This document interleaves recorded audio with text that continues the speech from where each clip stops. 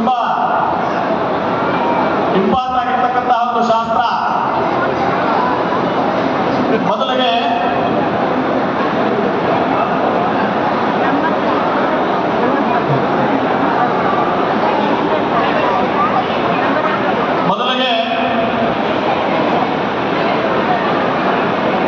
ನಮ್ಮ ಹುಡುಗನ್ನ ಕಾಶಿ ಹತ್ರ ಕರ್ಕೊಂಡೋಗಿ ಕಾಶಿ ಹತ್ರದಿಂದ ಹುಡುಗ ಬಂದಿರ್ತಾನೆ.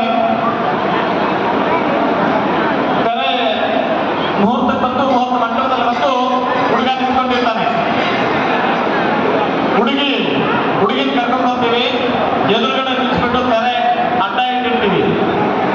ಏನಕ್ಕೆ ಅಡ್ಡ ಇಟ್ಟಿರ್ತೀವಿ ಅಂತಂದ್ರೆ ಹುಡುಗನ್ನ ಇದುವರೆಗೂ ನೋಡೇ ಇಲ್ಲ ಹುಡುಗಿ ಅಂತ, ಇದುವರೆಗೂ ನೋಡಿರಲ್ಲ.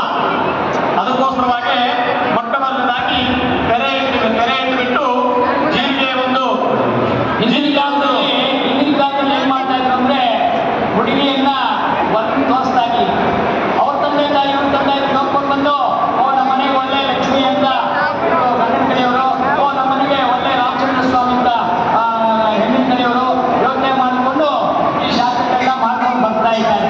ಆದ್ರೆ ಈಗಿನ ಟೆಕ್ ಮೇಲೆ ಹೈಟೆಕ್ ಆಗೋಗಿದೆ. ಈಗೆಲ್ಲ ಎಲ್ಲ ಒಂಥರ ಆಡಂಬರ ಆಗೋಗಿದೆ. ಅದೇ ರೀತಿಯಲ್ಲಿ ಈಗ ಏನು ಇಲ್ಲೇ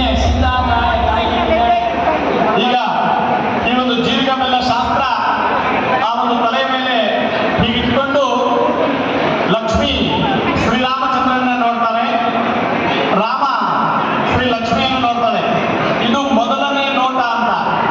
ನಾವು ಸಹ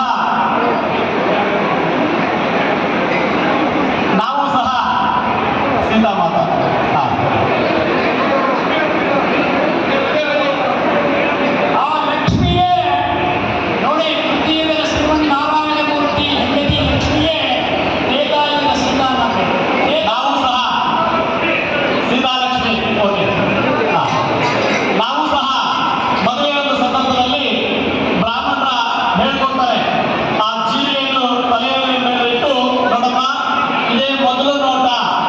ಶಾಶ್ವತವಾಗಿರ್ತಕ್ಕಂತಹ ಪ್ರೀತಿ, ಮೊದಲು ಪ್ರೇಮ, ಈ ಒಂದು ಪ್ರೇಮನೇ ನಿಮಗೆ ಶಾಶ್ವತವಾಗಿರ್ತದೆ ಅಂತ ಪುರೋಹಿತರು ಹೇಳ್ಕೊಡ್ತಾರೆ.